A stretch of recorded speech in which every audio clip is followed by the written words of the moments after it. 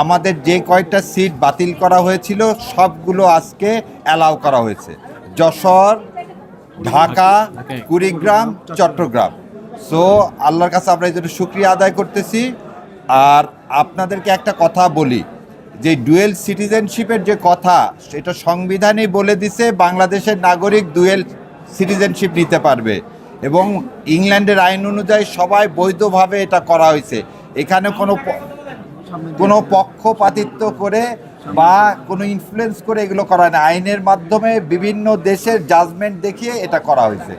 Accept করা হচ্ছে না, আইনে আছে, ন্যাশনালিটি অ্যাক্ট অফ ইউকেতে বলা আছে যার একটা সিটিজেনশিপ থাকবে সে অ্যাপ্লিকেশন সাবমিট করার সঙ্গে সঙ্গে ধরে নিতে হবে deem to be it is accepted, মানে তার আর সিটিজেনশিপ নাই। এই প্রসিডিউরাল করতে ওই রিজেকশনটা আসতে যতটুকু টাইম, এটা এটা অবশ্যই উচিত, এবং এটা এবার পার্লামেন্টে এটা আসলে উচিত যে এটা সবাই হতে চায়। সো ডুয়েল সিটিজেনশিপ যখন দিচ্ছেন তখন এরাও নির্বাচন করতে, আর আমার প্রার্থীরা এই বিষয়ে আরও ভালো বলবে আপনাদের।